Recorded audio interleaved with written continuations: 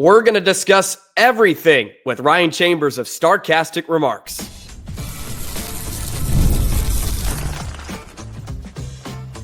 You're Locked On Stars, your daily podcast on the Dallas Stars, part of the Locked On Podcast Network, your team every day. Before we get into today's episode with Ryan Chambers of Sarcastic Remarks, today's episode is brought to you by FanDuel. Super Bowl 59 is here, and there's no better way to make every play more exciting than with FanDuel Sportsbook. New customers can bet just $5, and if you win, you'll score $200 in bonus bets. Download the app today or head to FanDuel.com to get started. Now, part one with Ryan Chambers.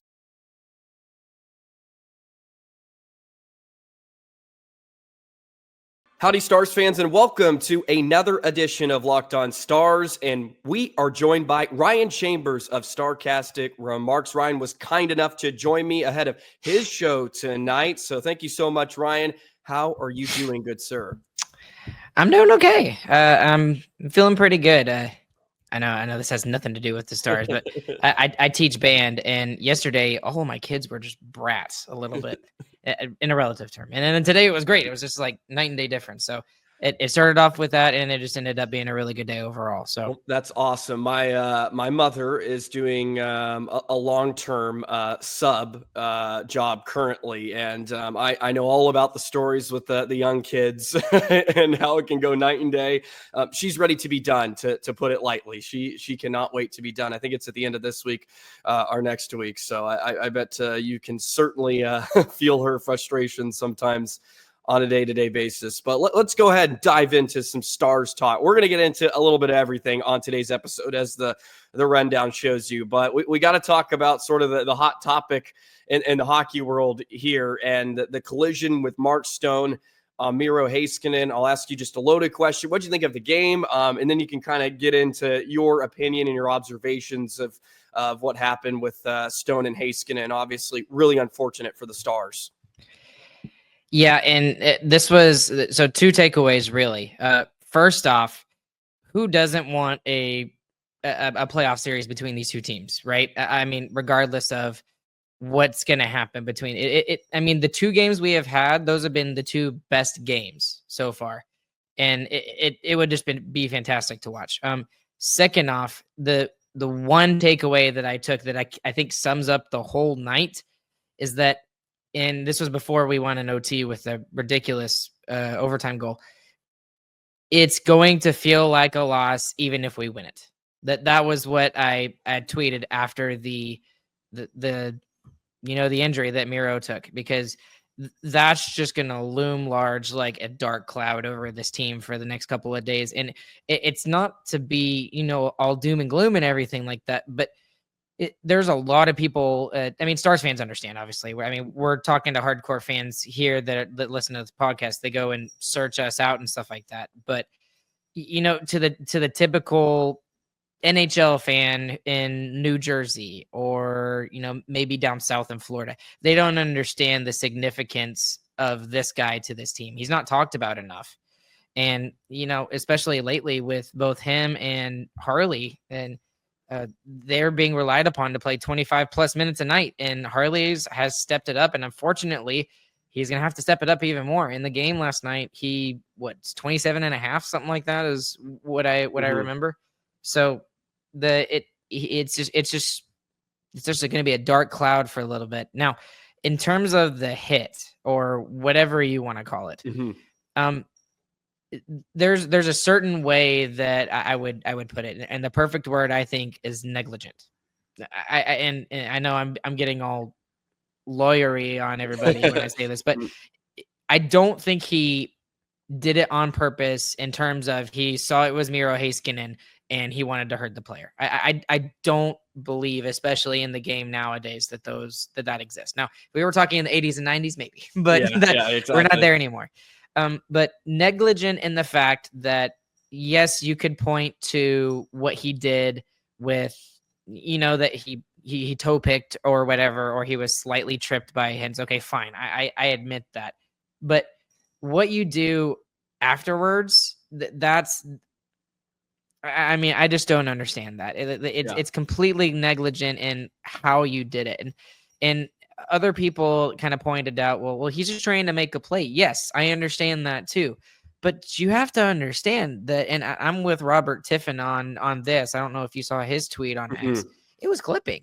It was flat out clipping. It should have been more than 2. Not that it would have done the Stars power play any good, but it should have been more severe than that. And that's the word I keep going back to, is negligent, because one, it doesn't show that Mark Stone did it on purpose in that intent, but he did it on purpose in the way that he was just trying to make a play, and he wasn't thinking of the outcomes or the results of his actions there. So, and it's very different than Jamie Benn's thing in the playoffs. Like Jamie Benn, that was, and we, I mean, I remember both you on your podcast me and our brothers talking about it. That was stupid. We called it out like it was. It was stupid. It probably cost us the series, I would argue. Yeah, I was a producer on 105 through the Fan during that playoff series. I remember I went on the next day, and of course they asked me right off the hop about the game, and I said, "So Jamie Benn just lost the series for the Dallas Stars. He very well pretty much just lost the series."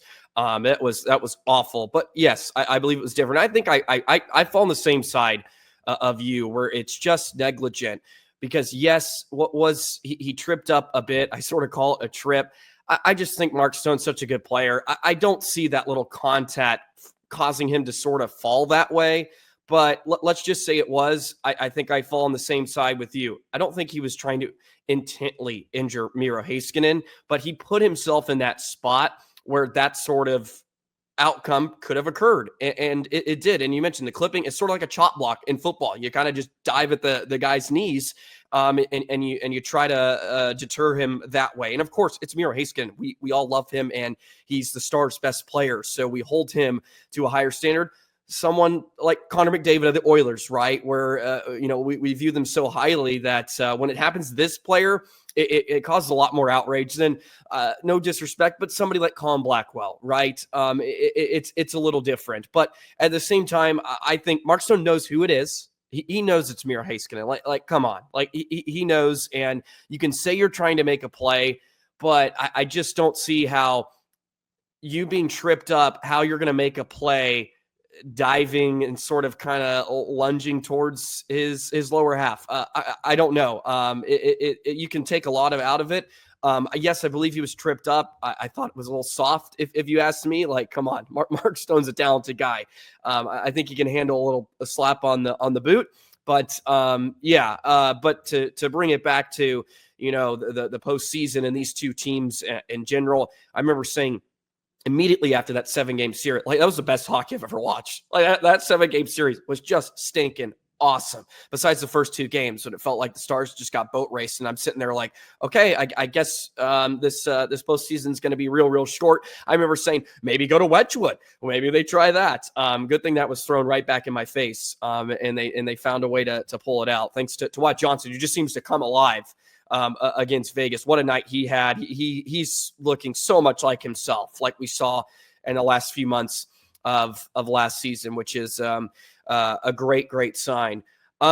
Your thoughts on Lian Bichsel since he returned to the NHL here over the past few games? I love watching him play. Again, I've said it so many times, he gives the Stars something different. I don't really know what that really is, but he's one of the Stars' 6 best defensemen, and it's good to see him back.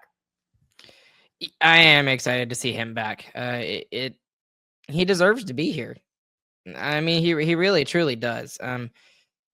And to kind of, I guess, is a good way to kind of segue into it a little bit. The Miro Heiskanen injury, and I don't see how.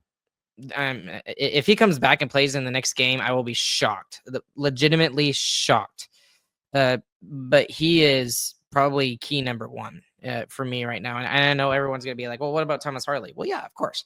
We've seen what he can do, and he's filled in for Miro Heiskanen at times when Miro's been out. And I would even argue that maybe even this year we might see him flourish a little bit now. Now he's going to have to play everything. He's going to have to play PK. He's gonna have to play on the power play, especially. And I mean, we've all been talking about you, me, the DLLS guys, the Spits and Suds. Everybody has been kind of all the podcast guys have been talking about how Harley deserves a shot at that. But with Bichsel in particular, I was honestly a little bit surprised in the fact that we haven't seen Nils Lundqvist, and to kind of throw in another tangent into this whole thing. Yeah. I don't understand what it is. And the only thing that makes sense to me, and I do this a lot, my brothers make fun of me for it, but he has to still be dealing with something injury wise is what I'm talking about. Nils Lundqvist, because he has played too good this year to deserve to be the number 7 just like that. Just because, we're playing Vegas and you were really bad against Vegas last year. This is a perfect time to give him a chance to show that he can do it, right? Exactly. It's like in a playoff style format, which is what we got with both of the Vegas games, and to see if he can kind of catch some retribution for it. And instead they go with Bichsel, and I understood it in the first game, but then they don't throw him in for the Saturday game against the Blues. That's when I really started to get concerned. And now it's even more concerning because now we're going to have to rely upon, and to kind of finish the whole pot, we're going to have to rely upon Lian Bichsel even further. I think he is going to be, he's probably going to have to play top 4. And I mean, Bichsel is going to be the number 3 for the short term. And I think Lian Bichsel is just going to have to step it up because he's used to playing 20 plus minutes a night in the AHL. And I know it's different. I know the speed's different, but it's the same sort of idea. It makes the most sense for him to step into that role.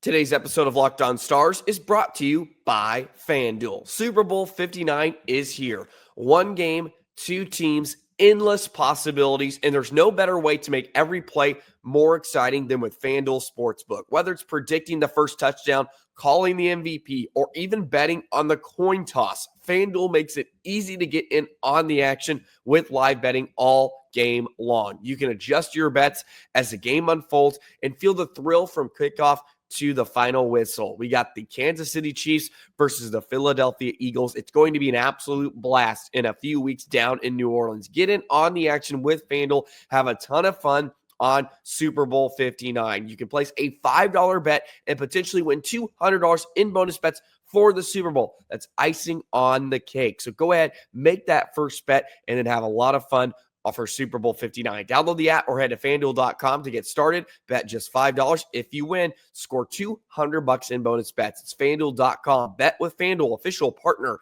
of Super Bowl 59. Absolutely. I don't see Nils Lundqvist playing significant minutes in the postseason, unfortunately. And I've been pumping his tires all season long. I feel like he's played some of his best hockey so far here in Dallas. And I agree with you. I think he's earned at least a chance to be that 6th defenseman for Dallas. But I was spitballing when Bichsel got recalled. I was just going through the different types of combinations. And I eventually came to the conclusion. I went, it's going to be Dumba and Bichsel. Like those are the 2 that are going to be inserted in the lineup. I had this feeling that Lundqvist was going to be left out. It was going to be Harley Labushkin, Miro Lindell, or the other way around with those 2. And I'm like, it's going to be Dumba and Bichsel. I was like, these are going to be the pairings, and Lundqvist is going to be the odd man out once again. Obviously, Brendan Smith is going to check in here or there, but I think you're right. Bichsel is going to be relied on heavily. And, Pete DeBoer, when he got called up a few days ago, he gave that quote about how when he went back down, they discussed how close he was. And they have so much trust in him. And I always bring up this point when Bichsel gets brought up from last season or the last Western Conference final against Edmonton. And Tanev was in jeopardy of missing that game, I think 6. It may have been game 5. They said that Bichsel answered to the media after the game that he was going to be the guy inserted into the lineup if Tanev wasn't able to go. I think that sort of gave you a hint about how they view him. They obviously have a trust to be, we're just going to throw a kid in his first game ever in the NHL in the Western Conference Final if Chris Tanev can't go. Whether he would have played big minutes, I don't know. Probably would have been 5 minutes, right? Depending on how the game went. And it is unfortunate, but I mean, I just don't see him playing significant minutes. So about the decor as a whole, though, and I hate to bring up the hypothetical, but I was asked this: if Miro Heiskanen is out the rest of the season, do you see Dallas making a deep run? And how do they go about the deadline? Because I feel like I come from the side of there's no reason to risk mortgaging your future or whatever assets you have to try to replace Miro, which you can't. You can't replace those guys. Aren't available. They're just not going to be available.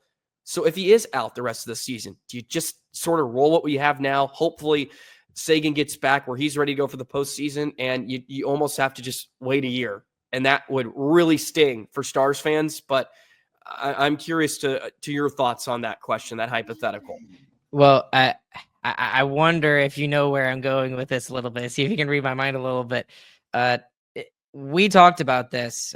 Me, Chris, and James did a little bit, and I was very much with you. I'm still on that boat, and it's not worth mortgaging your future to panic now and be like, oh my goodness, we got to get a number one. It's fine. Our defense is still top.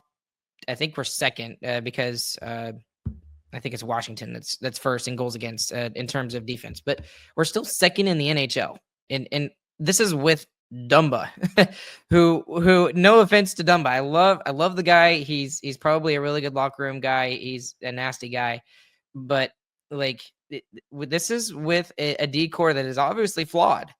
And it's with the team defense, the structure that they've shown that they can do it. And they have had to go through some injuries before. Now, there are some new faces with Lyubushkin and with Dumba, and I would call Bichsel a new face as well, even though he was here last year. But the structure is still there. So, my brother tried to push me and be like, and this is what I was talking about. See if you can read my mind. Well, there is somebody out there like that is available in, Dallas, Texas born Seth Jones. Fair. I don't like it. That's not a fan. Yeah, I'm not a fan at all.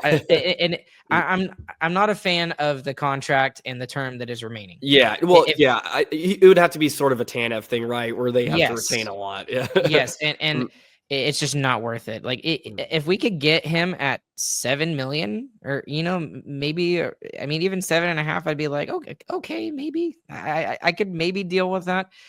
But you also have to understand, and this is the biggest thing that you have to keep in the back of your mind if you're a Stars fan, there's one big player that is on his RFA deal right now, and he needs a contract the next year, and he's going to demand a whole bunch in Wyatt Johnston.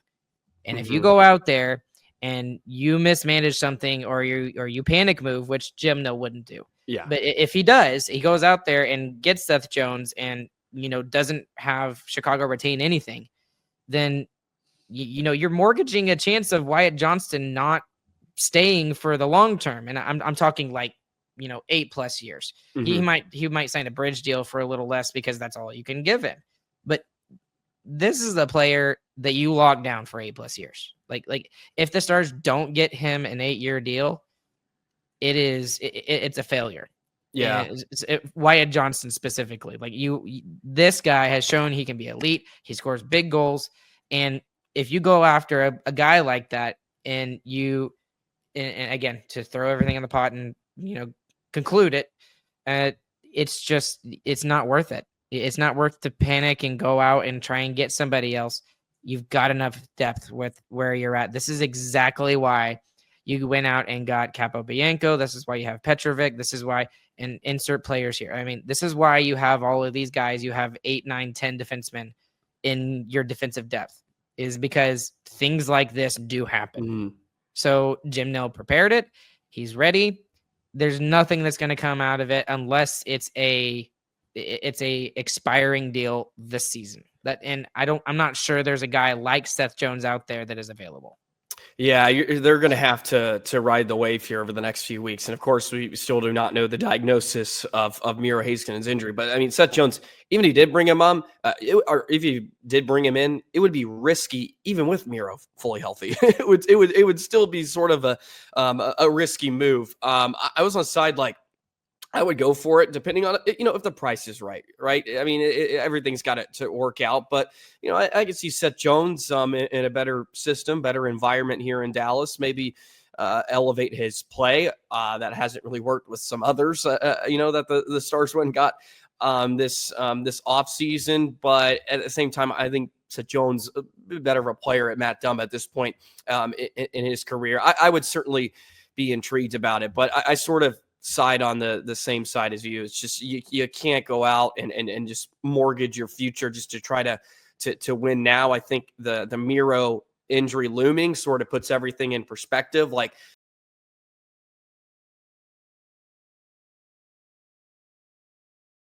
Stars are in a good spot. And you mentioned you got to deal with Wyatt Johnston. You got to deal with Logan Stankoven at some point. You got to deal with Maverick Bourque. For some reason, I don't know who has been drumming up the rumors about Wyatt Johnston being traded. I see that on Twitter. I'm like, I haven't discussed this because, number one, it has never entered my mind. I think you're an absolute buffoon if you're trying to get rid of Wyatt Johnston. He's in his third season. He had a slow start offensively. Like, let's chillax on your 22-year-old or 21-year-old center. The fact that he's even being thrown around, I find pretty mind-boggling. But Dallas has played really good in the month of January. They've played some of their best hockey. The Carolina game had me all out of sorts. I probably overreacted to that one, but I was really disappointed. But I sort of came to the conclusion, and I'm curious to hear your thoughts. I did ask Gavin this of Spits and Studs, and I would love to get your input.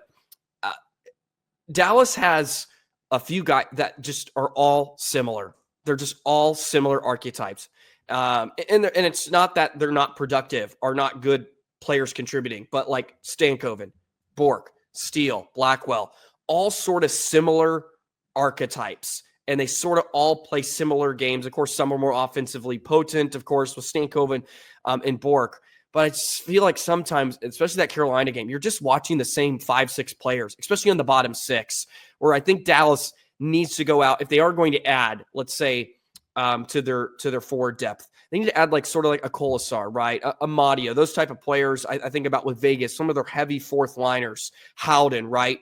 Because, it's not that you can't win with these guys like Stankoven and Bourque and these type of players, Blackwell, right? But in the postseason, we see it time and time again. Those bigger, heavy, physical teams usually find a way to get the job done. And I think there's just more stamina sometimes that they can last and endure the playoffs and how hard and physical it is emotionally, all of it. What is your take on that? Because I feel like sometimes watching, I'm like, it's just the same player, but they're winning games. Okay, it's just me nitpicking. Right, but you're right to nitpick though. Okay, when you look at the teams that are doing well and who have done well for a long time, and not to make this about Toronto, but we're gonna make it about Toronto. Okay, the Toronto has been a very good regular season team for a very long time. Ever since Matthews has been a Toronto Maple Leaf, I think he's missed the playoffs one time, and I think that might have been his first season. And I'm just grasping off the top of my head. I don't remember exactly, but no one talks about that, right? In Toronto, what do they talk about? They talk about the fact that in the Matthews era, right, with Nylander and all those guys, they won one playoff series, and then the very next playoff series they got completely throttled. And with the Stars, you haven't really seen that. That's been a very consistent thing for the last 4 years. You got a Stanley Cup final, which, that's a special circumstance, but whatever. It's there. It's etched in history. And in the last 2 years, conference finals. I mean, you can't say that the Stars are not one of the best teams. And even if the Stars go in as a 3 seed and don't have home ice advantage, I would still argue that they would be the favorite over whoever they would play as the number 2 seed. I mean, whether that be Colorado, because Colorado, we'll talk about that in a little bit. Winnipeg, I like our chances against Winnipeg, and I really like our chances against Minnesota. So it's just there. And the reason why I'm mentioning Toronto is they went out this offseason and Brad Treliving, their general manager, that's what he's done. He has completely overhauled that, and he's gotten flesh. You just got nasty big guys, and he's added to it that way. And watching Toronto the last couple of times, as I have, they look different, and they're not on the same. Yeah, they're not on the same pace that they have been in years past. And I mean, heck, Austin Matthews, when he's been out of the lineup, they've been perfectly fine without him. That's one of the top 5 players in the NHL. So I think there is something to that, Joey. But what I would also state is that we've seen some of the physicality, but the physicality also has to be backed up by skill. Mm-hmm. And where I would argue is you look at the differences between Florida and you look at the difference between Minnesota. When the Stars played Minnesota in the first round, the only thing that Minnesota had was they had defense, and they said, we're going to beat the crud out of you and hope to win the series, right? Great first. Florida, when they won the cup last year, they had that. Yeah. But they also had guys that could score goals. You had Carter Verhaeghe, you've got Barkov, you've got Tkachuk, you've got Sam Reinhart, you got Sam Bennett. Yes. I mean, just guys that are nasty, and they can throw the body, but they also have skill. Mm-hmm. And to your point, I think one of the things that you were kind of alluding to is the size of some of those players you talked about.